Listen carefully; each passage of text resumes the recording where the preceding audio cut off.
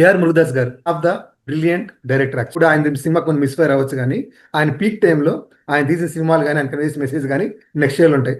అలాంటి కెరీర్ గ్రాఫ్లో ఆయన one of the best movie వచ్చి విజయ్ గారితో చేసిన సినిమా తుపాకీ. సో యాక్చువల్గా తమిళ్లో కూడా తుపాకీ రిలీజ్ అయింది, తెలుగులో కూడా తుపాకీ రిలీజ్ అయింది.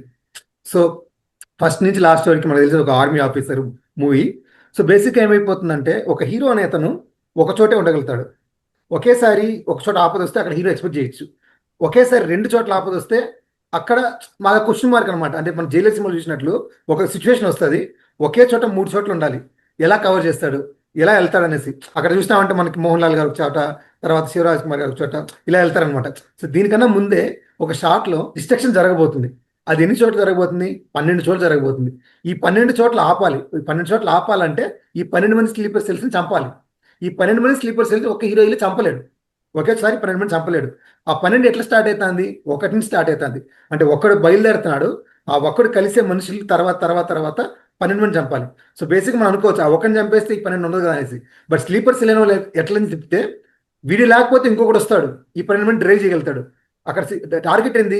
ఆ 12 మంది ఎవరు ఐడెంటిఫై చేయాలి, ఆ 12 మంది లేకుండా చేయాలి. అది టార్గెట్ అక్కడ. సో అక్కడ ఎంత బ్రిలియంట్గా అంటే, అంతసేపు లైట్ నోట్కి వెళ్తారు సినిమా, వెళ్ళి రిసెప్షన్కి వెళ్తారు. వెళ్ళిన తర్వాత అంతా వాళ్ళు ఆర్మీ ఆఫీసర్స్ ఉంటారు. సో ఆర్మీ ఆఫీసర్స్ ఉన్నప్పుడు నీకు అక్కడ బేసిక్గా వాళ్ళకి ప్లాన్ చెప్పడు. మన మరిగా టెర్రరిస్టులు ఉన్నారు, స్లీపర్స్ ఉన్నారు, ఏం చెప్పడు.